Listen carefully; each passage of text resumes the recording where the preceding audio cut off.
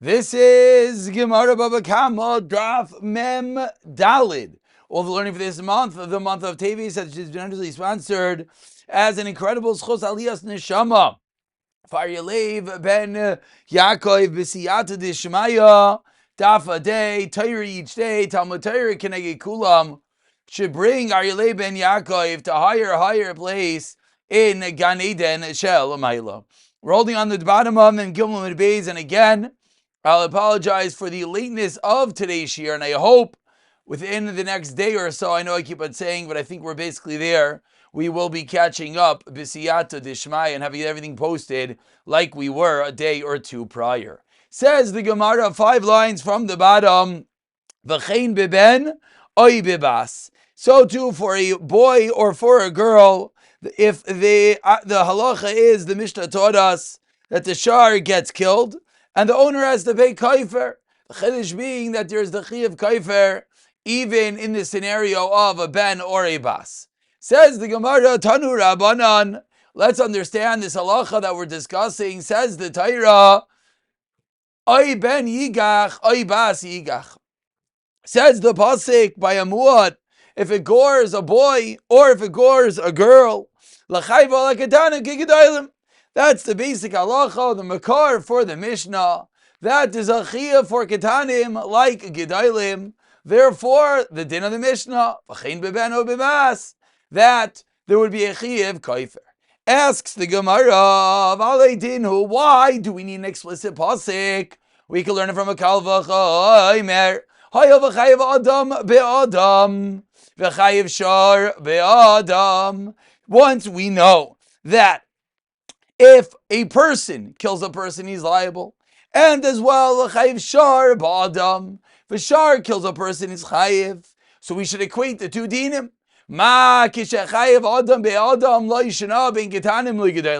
Just like if one kills another, there's no difference to whether the person that being killed is a katan or a gadol. So too we should learn out.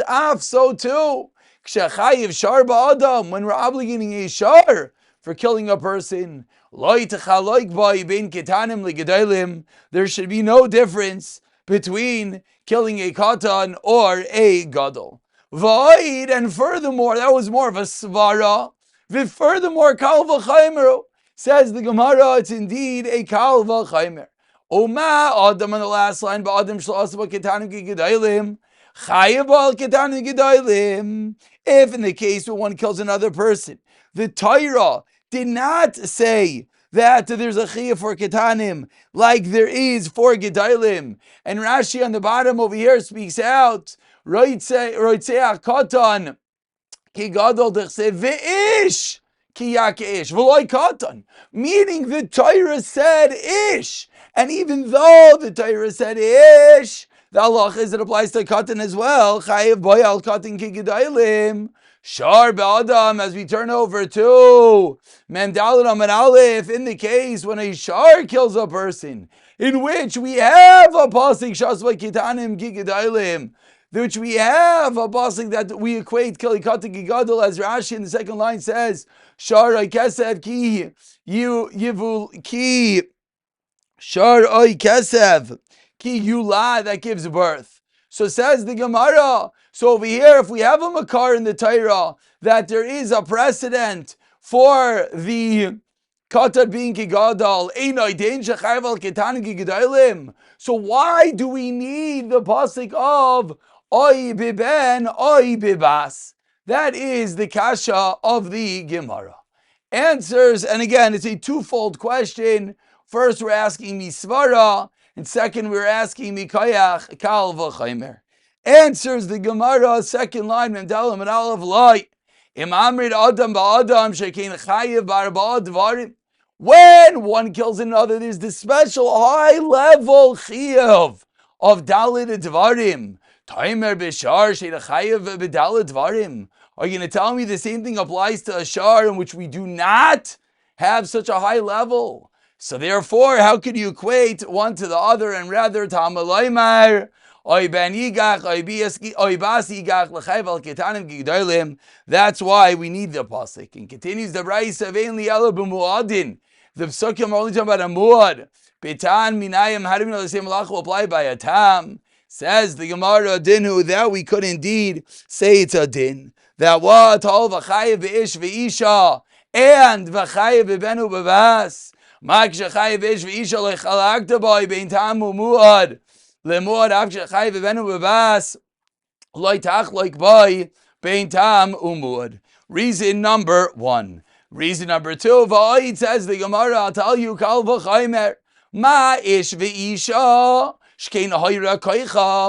When it comes to a man or a woman, that even though it's hayra koicham, it's weak, their koyach b'nizakin, their power are weak by nizakim, that they are chayiv any damages they cause, and yet loy chalakt abai bein tam lemuad, and there is no difference between a tam and a muad. Ben ubas sheyafa koyacham b'nizakim. Ben ubas, in which their koyach b'nizakim is strong. Certainly there should be no difference between tam and muad. And we peek at Rashi, and Rashi teaches us what's the yafa koyachan when it comes to ben ubas. The chayresh shaita v'katan pigiyasan ra. This is, we're going to learn this later on in the Masechta, that if you damage them, you're obligated. If they damage you, they are not. So they're hura koicha, they're yafe koichan. So certainly, says the Gemara, there should be no difference. So says the Gemara, Amrit, you know what I'll answer you? Do we ever have a kal v'chaymer to apply a chumrah to the case which is more kal? Says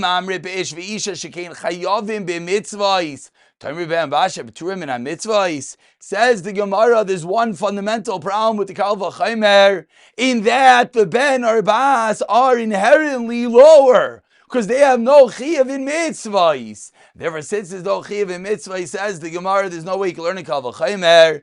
Talmud loymar oy ben yigach oy bas yigach negicha betam negicha b'muad negicha lamisa negiach lezakin, all are equated, tam muad, death and damages, and that's how we know that all the dinim that apply, the din of the obligation of a kaifer payment, even for killing, oy ben or bas, will apply also to the chiyuv tashlumim nizakin for a tam as well. And we continue with the Mishnah on the bottom third of Mem Daled Amud Aleph. Says the Mishnah, Shar Shayim Mischachech B'Kaisel, a case that we had much earlier in the Masechta, with an axe. He had an itch on his back, and he's rubbing his back against a wall, and guess what? V'nafal, it knocks down the wall al adam onto a person and kills the person. Case number one. Case number two, Niskavin the Hariges a Behema, V'Hariges Adam. Case number two, we have an ox that wanted to kill another ox, and he killed a person by accident. And case number three, Lekanani wanted to kill V'Harig ben Yisrael. Or case number four, Lenafalim V'Harig ben Kayama. In all four cases, the common theme, as we'll see, is the unintentional killing done by this shar. Says the Mishnah, the owner of this ox is Pater. Says the Gemara, what exactly does it mean when the Mishnah said Pater? So we have our classical machlekes Rav and Shmuel.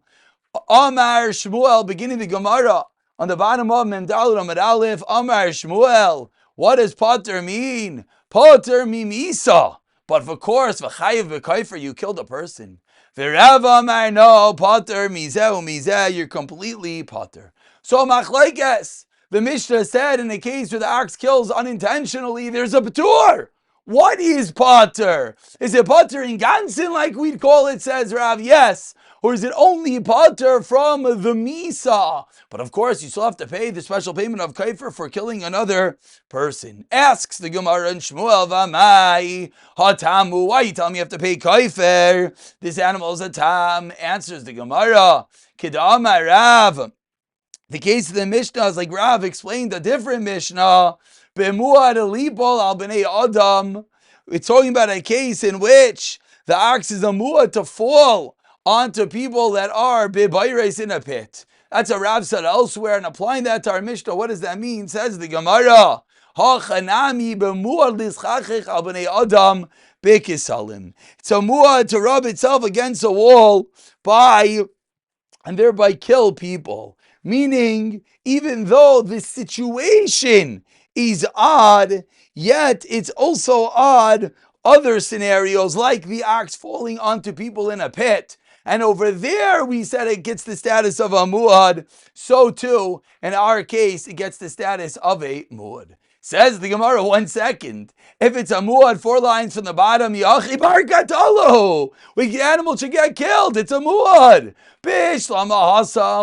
On the case that Rav was talking about, in the case where the animal fell onto a person in a pit, the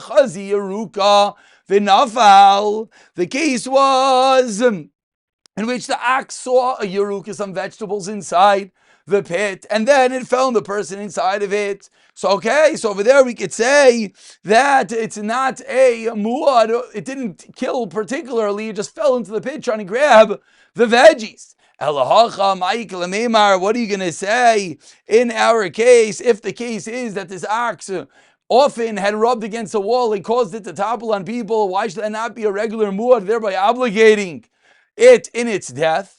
Explains the Gemara, it was rubbing against the wall, not bimuad bikavana to kill the person on the other side.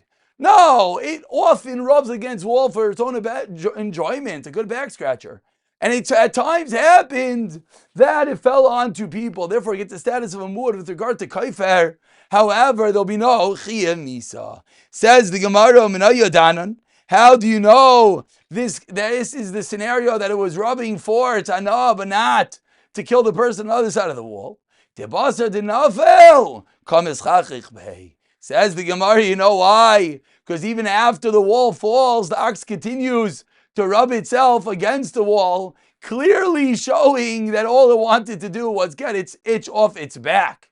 And therefore, that's why we could assume such is the scenario. Says the Gemara, 1 second. Vakati Sarayrais Ninu. Top line of Memdalit Amebeis. Why don't we say it's a case of Sarayrais? That how was this damage caused? This damage was caused by the ox hitting something which fell onto someone else, which is a quintessential case of Sarayrais, like we learned extensively in the second parak. Therefore, there should be no kaifer. Amar Rav Mari, Breider Rav Kahana, Dekazal Mine. The case is where the ox was rubbing and can push the wall until it literally pushed it down onto the person. So it wasn't that it pushed the wall, it fell, and then it damaged. No, it was continuous pressure, and therefore that's why it does not get the status of Sarayras. Says the Gemara on the second line of Memdalit Mebeis, Tanya Kavase de Shmuel Utiyofta de Rav. I have a raya to Shmuel and a kasha on Rav. Says the Braisa, Yesh Chayev Misa Ube Kaifer. There are times that there's a Chayev Misa and Kaifer. Yesh Chayev Kaifer Upater Mi Misa. The other times that there's a Chayev Kaifer, but Batur from Misa. Yesh Chayev Misa Upater Min Kaifer. And finally, the fourth permutation, Yesh Batur Misa Misa. So says the Braisa, we have 4 cases, and as one can anticipate, this is going to be explicitly like Shmuel, holding that there's a Batur from Misa, but a Chayev Kaifer. Says the Braisa, 6 lines into Memdalit Mebeis HaKeitzad. Muad bekavana, chayev misa, ubekaifer. If it was a muad and it killed intentionally, of course there's misa. The animal gets killed and has to be kaifer. Muad shalai bekavana is a case of chayev bekaifer, but pater misa because it's shalai bekavana, which is our case. That's the right to Shmuel. Tam bekavana is chayev misa, pater mikaifer. Tam shalai bekavana is pater mizeh umizeh. So the Braisa, explicit like Shmuel Akasha on Rav. Once we're in the Braisa just continues. Vani zakin shaloi bekavana. If it did damage shaloi bekavana, Rav Yehuda mechayev v'Rav Shimon poiter. The case of damages, we have a machlekes. My time with Rav Yehuda that you're chayev. Yov mikaifroi. Ma kaifr shaloi bekavana chayev. Afni zakin am shaloi bekavana chayev. V'Rav Shimon, Yov mikatala, dishar, ma katala shal b'kavana pater, ad dizag shal b'kavana pater. Says the Gemara, Rav Yehuda nami neilav mikatalei, Danin tashlumi tashlumi vein dam tashlumi misa. V'Rav Shimon na'min elav mi kaifroi. Dan chayuva deshar mechuyva deshar la'afuk e kaifer techayuva debailim. So that was a slight sidebar sugya, small little sugya machlekes Rav Yehuda and Rav Shimon whether damages mimic a kaifer or not. The classical give and take, but we have the Brisa explicitly showing, like Shmuel, that there'll be a Batur from Misa, but a Chiyav in Kaifer. We're about 8 lines from the wide lines, and the Gemara quotes the Mishnah. Says the Gemara, Niskavin lahariges a behema, v'hariges a adam, v'chulu, what's the halacha? Said the Mishnah, in all 4 cases, a potter. Asks the Gemara, Niskavin lahariges a, v'hariges a, chayiv. The diak in the Mishnah is that it's only lahariges a behema, v'hariges a adam, etc., kanaini yid, etc. But let's say he wanted to kill A and instead he killed B. It would sound like from our Mishnah that wouldn't fit the Mishnah, and therefore there'd be a chiyuv. Says the Gemara, if that is true, masnisa and like Rav Shimon. Titania, we learned in a brayser Rabbi Shimon, Aimer afilu niskavin. Laharig ezeh, v'harig ezeh potter. My time of the Rav Shimon. Tamar kra shar yisakel v'gam ba'ol of you mouse. Kemisas Bailim says the Shmuel Darshin the pasuk Achmisas Ashar. Ma Bailim Adim Achavin lei Avsharnami Adim Achavin lei. Okay, very good. We're quitting the shar to the Bailim. Says the Gemara Gavaldik. But how do you know they didn't buy the Bailim on the last narrow line? Ubailim Gufei Min Alon Damar Kra says the pasuk Va'arav Loi V'Kam Loi, and he ambushes and he rises up against him. The words of Arav Loi are extra. Could have said V'Kam Olav. Therefore, we darshan at she's kavin line until you had kavana. V'Rabbanan who argue, I have arav lamay avdilei. Amri d'Rav Yana parata lizarik even legai. The case is going to come to exclude one who throws a stone into a crowd of people consisting of both Yidin and non-Jews and kills a Yid. Such a scenario, there is no chiyav misa for that action. Says the Gemara, Hechidami, what's this case of throwing the stone into a crowd of people? If there's 9 Goyim and Ve'echad Yisrael and 1 Yid, Beinayim, and you threw a stone and you killed the Yid, so why don't we say the reason why you're potter? Typically, the Ruba Kananim, they knew because of Raif. Inami, Palgo, Palgo, Savin Avash is a Hakel. So what's the case that we're coming to be Machadesh? Parat Lazara Gavin Lagai. Says the Gemara, Loitzricha Dikatisha Yisraelim Vecha Kanani. Tafal Gav Deruba Yisraelim. And you look at this Chiddush. You have 9 Yidin and 1 guy. And you throw a stone and it kills a Yid. Kivon Deika Chada Kanani Benayu. There's no Chiyuv Misa. Why? Hava Le Kavua. Because the guy is Kavua, the guy is there. And of course, the classical rule of Kol Kavua Kamechsa Al Mechsa Dami makes it into a 50-50, and therefore, Safek Nefashais Lahakel. Fascinating application of Kavua and a Safek Liptur. Says the Mishnah, Shar Ha'isha. No, yes. Shar Ha'isha v'shar Yisaimim shar Pachapis shar Ha'midbar shar Hektish shar Ger Shemes. We have a whole list of cases, the acts of a woman, of Yisaimim, of one who controls the property of Yisaimim. Shar Midbar is just an ox that roams wild. A shar of Hektish, shar Hager, Shemes.